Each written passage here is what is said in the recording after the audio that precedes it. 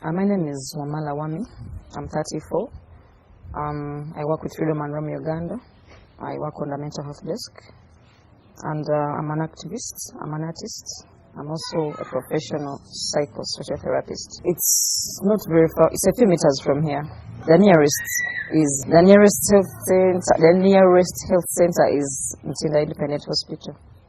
And it's like 30 meters from here. I have ever received HR services from there. I went there for an HIV test and I was in need of PEP. And they referred me to MAPI because they didn't have it in stock. My experience was a little bit uncomfortable because I had to tell them about why I was going for an HIV test. And I also had to openly tell them that my partner is a female.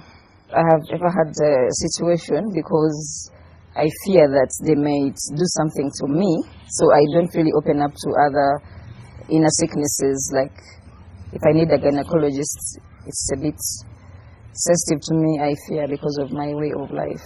My situation would have been addressed better if the health worker was aware that even same-sex relationship there is HIV contraction.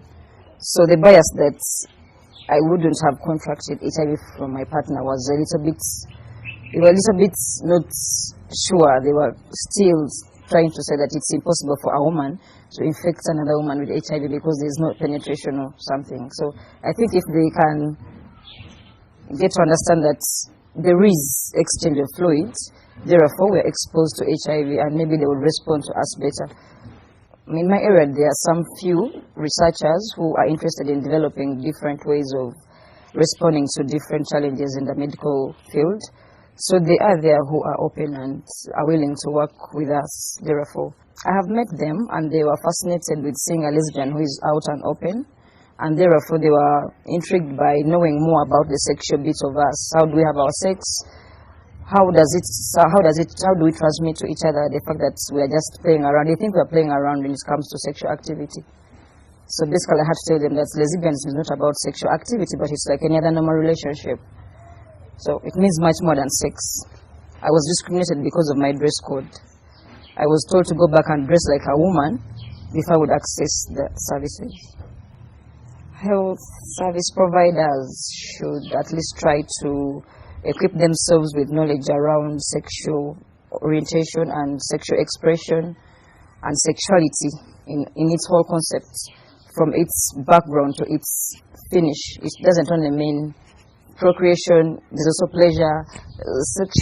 Sexual activities among lesbians is as a concept that health workers should learn about because it's important. Organizations, my call is for them to be willing to collaborate with us, people who are out there and are willing to give their information that can help us as a whole. The government, my call to the government is to engage more in community-led monitoring programs whereby they come down to the ground to see how their programs are running.